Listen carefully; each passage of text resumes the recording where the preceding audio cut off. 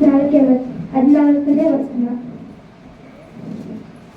ಮತ್ತಾಯ 10ನೇ ಅಧ್ಯಾಯ, ಮಾರ್ಕ 10ನೇ ಅಧ್ಯಾಯ 14ನೇ ವಚನ. ಆದರೆ ಯೇಸು ಅದನ್ನು ಕಂಡು ಕೋಪಗೊಂಡು ಅವರಿಗೆ, ಮಕ್ಕಳನ್ನು ನನ್ನ ಹತ್ತಿರಕ್ಕೆ ಬರಗೊಳಿಸಿರಿ, ಅವುಗಳಿಗೆ ಅಡ್ಡಿ ಮಾಡಬೇಡಿರಿ, ದೇವರ ರಾಜ್ಯವು ಇಂಥವರದೇ. ಪ್ರಾರ್ಥನೆ ಮಾಡಿಕೊಳ್ಳೋಣ. ಪರಿಶುದ್ಧನೇ, ಮೌನತನೇ, ಜೀವ ಸ್ವಲ್ಪನಾದ ಪರಲೋಕದ ತಂದೆಯಾದ ದೇವರ ಸ್ವಾಮಿಗಳು, ಕೇಳುವಂಥ ಕಿವಿಗಳನ್ನು ಗ್ರಹಿಸುವಂಥ ಹೃದಯವನ್ನು ನಮಗೆ ಕೊಡಪ್ಪ. ಕರ್ತನೆ, ವಾಕ್ಯಗಳನ್ನು ಕೇಳಿ ಹೃದಯದ ಅಲಿಗೆಯಲ್ಲಿ ಬರೆಯುವಂತೆ ಕೃಪೆಯನ್ನು ದಯಪಾಲಿಸಿ 30ರಷ್ಟು 60ರಷ್ಟು 100ರಷ್ಟು ಫಲಿಸುವಂತೆ ನೀನು ನಮಗೆ ಕೃಪೆಯನ್ನು ಕೊಡು. ಯೇಸುವಿನ ನಾಮದಲ್ಲಿ ತಂದೆ, ಆಮೆನ್. ಇಲ್ಲಿ ಏನಾಯ್ತದಂದ್ರೆ, ಆದರೆ ಯೇಸು ಅದನ್ನು ಕಂಡು ಕೋಪಗೊಂಡನು. ಯೇಸು ಸ್ವಾಮಿ ಏಕೆ ಕೋಪಗೊಂಡನಂದ್ರೆ, ಚಿಕ್ಕ ಮಕ್ಕಳನ್ನು ಯೇಸು ಸ್ವಾಮಿಯಿಂದ ಆಶೀರ್ವದಿಸಲು ಅವರ ತಂದೆ ತಾಯಿಗಳು ಯೇಸುವಿನ ಬಳಿಗೆ ಕರೆತಂದಾಗ ಶಿಷ್ಯರು ಅವರನ್ನು ಅಡ್ಡಿ ಮಾಡಿದ್ರು.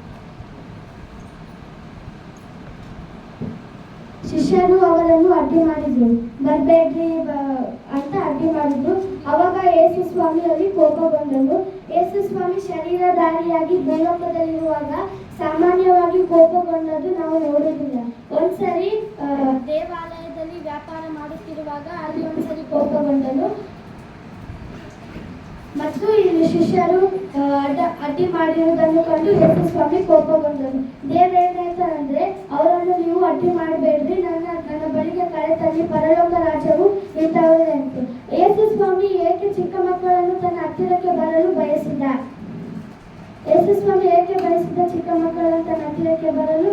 ಅವರಲ್ಲಿರುವಂಥ ಒಳ್ಳೆ ಗುಣಗಳು ಯಾವುವು ಅಂದರೆ, ಅವರಿಗೆ ಯಥಾರ್ಥವುಳ್ಳ ಮನಸ್ಸು, ನಿರ್ಮಲವಾದ ಮನಸ್ಸು, ದೋಷವಿಲ್ಲದ ಮನಸ್ಸು, ಪ್ರೀತಿಸುವ ಮನಸ್ಸು, ಕ್ಷಮಿಸುವ ಮನಸ್ಸು, ಭೇದ ಭಾವ ಮಾಡಂಗಿಲ್ಲ ಚಿಕ್ಕ ಮಕ್ಕಳು. ಇವಾಗ ಜಗಳಾಡ್ತಾರೆ, ಸ್ವಲ್ಪ ಹೊತ್ತಿಗೆ ಒಂದಾಗ್ಬಿಡ್ತಾರೆ.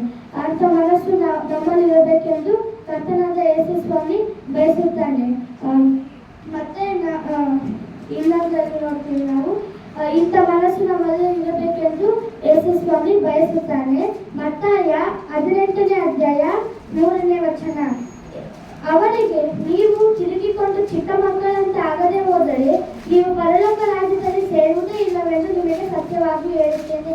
ಇಲ್ಲಿ ಯೇಸು ಸ್ವಾಮಿ ಏನ್ ಹೇಳ್ತಾರಂದ್ರೆ, ನಾವು ತಿರುಗಿ ಚಿಕ್ಕ ಮಕ್ಕಳಂತ ಆಗದೆ ಹೋದರೆ ನಾವು ಪರಲೋಕ ರಾಜ್ಯದಲ್ಲಿ ಸೇರುವುದಿಲ್ಲಂತೆ. ಚಿಕ್ಕ ಮಕ್ಕಳಂತ ಆಗದೆ ಹೋದರಂದ್ರೆ ಏನು? ಅವರಿಗಿರುವಂತ ಗುಣಗಳು ನಮ್ಮಲ್ಲಿ ಬರದೇ ಇದ್ದರೆ ಇಲ್ಲಿ ಯೇಸು ಸ್ವಾಮಿ ಖಂಡಿತವಾಗಿ ಗಂಭೀರವಾಗಿ ಹೇಳ್ತದಾನೆ, ನೀವು ಚಿಕ್ಕ ಮಕ್ಕಳಂತ ಆಗದೆ ಹೋದರೆ ನೀವು ಪರಲೋಕ ರಾಜ್ಯದಲ್ಲಿ ಸೇರಲಾಗಿರಂತೆ.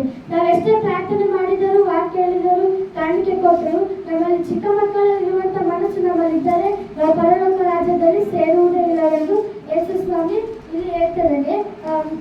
ಚಿಕ್ಕ ಮಕ್ಕಳನ್ನು ದೇವರು ಉಪಯೋಗಿಸಿದ್ದನ್ನು ನಾವು ನೋಡೋಣ. ಯಾರ್ಯಾರೆಂದರೆ, ಮೊದಲನೇದಾಗಿ ಸಾಮುವೇಲನು 3 ವರ್ಷದ ಬಾಲಕನಾಗಿದ್ದಾಗ ಅವರ ತಾಯಿ ಬಂದು ದೇವರ ಸನ್ನಿಧಿಯಲ್ಲಿ ಬಿಟ್ಟೋಗ್ತಾಳೆ. ಸಾಮುವೇಲನು 3ನೇ ವರ್ಷದಲ್ಲಿ ದೇವರಿಂದ ದರ್ಶನವನ್ನು ಹೊಂದುತ್ತಾನೆ. ಅವನು ದೊಡ್ಡವನಾಗಿ ದೇವರು ಅಭಿಷೇಕ ಮಾಡಿದನು. ಅವನು ಇಸ್ರಾಯೇಲರಿಗೆಲ್ಲ ಪ್ರವಾದಿಯಾಗಿ ಮಾಡಿದನು.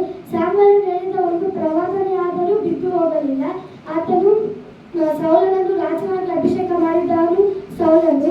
ದಾವೀದನನ್ನು ಕೂಡ ರಾಜನಾಗಿ ಅಭಿಷೇಕಿಸಿದವನು ಕೂಡ ಸೌಲನೇ. ಎರಡನೇದಾಗಿ ನೋಡುವುದಾದರೆ ಸಾಮುವೇಲನು, ಎರಡನೇದಾಗಿ ದಾವೀದನು ಚಿಕ್ಕಂದಿನಿಂದ ತಂದೆ ತಾಯಿ ಮಾತುಗಳನ್ನು ವಿಧೇಯನಾಗುತ್ತಿದ್ದನು.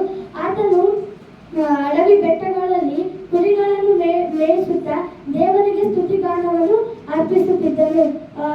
ಮತ್ತು ದಾವೀದನನ್ನು ದೇವರು ಅಭಿಷೇಕಿಸಿ ಕುರಿ ಕಾಯುವುದರಿಂದ ಇಸ್ರಾಯೇಲರಿಗೆ ಅರಸನಾಗಿ ದೇವರು ಅಪಾಯಿಂಟ್ ಮಾಡಿದನು ದಾವೀದನನ್ನು. ನೆಕ್ಸ್ಟ್ ನೋಡುವುದಾದರೆ ಮೋಶೆ ಹುಟ್ಟಿದಾಗ ಫರೋ ರಾಜ ಗಂಡು ಮಕ್ಕಳನ್ನೆಲ್ಲ ಸಾಯಿಸ್ಬೇಕಂದ್ರು. ಅವಾಗ ಮೋಶೆ ತಾಯಿ 3 ತಿಂಗಳು ಮೋಶೆಯನ್ನು ಬಚ್ಚಿಟ್ಟಳು. ಆದ್ಮೇಲೆ ಆ